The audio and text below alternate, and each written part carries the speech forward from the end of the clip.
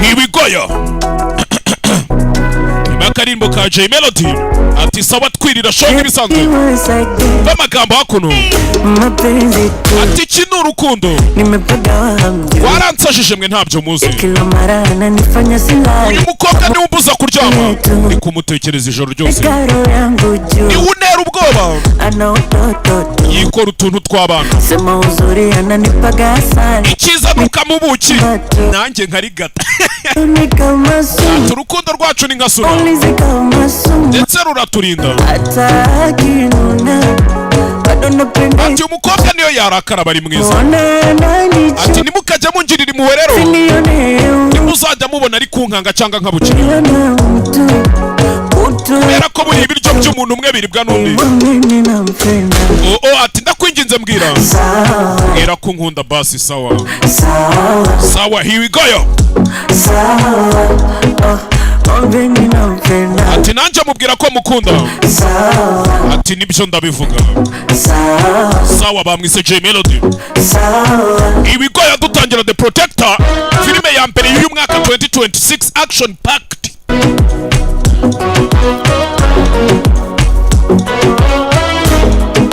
kaboyi wananiranye zirakwicaga ubwo se zije gute awihengetse sha ati noneho haryoshye kuri niba ari kimwe ati yamfunguriye amarembo nanjye mpita ninjira muri ayo marembo sinabona uko nkwepa pe singira n'ubwenge bwo guhakana nakwamiye aho hantu narakwamye simbabeshye pe icyo nzi cyo nzabibabarira ariko nababeshye ibyo mbaza muri uru rukundo ntababeshye atani uwa ruzanyica uru rukundo nzarupira ariko ninde ujya mu rukanga ati uru rukundo atani uwa ruzanyica ati urukundo rwacu rumeze nka suna harya suna ni iki kabo suna ni iki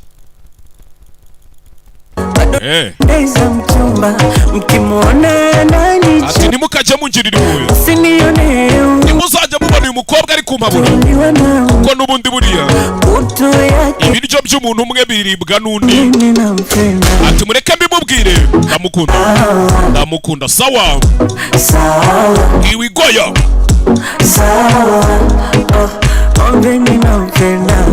ati nzamubwira ko mukunda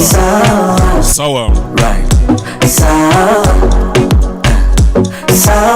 banze nsome ku mazi ndaje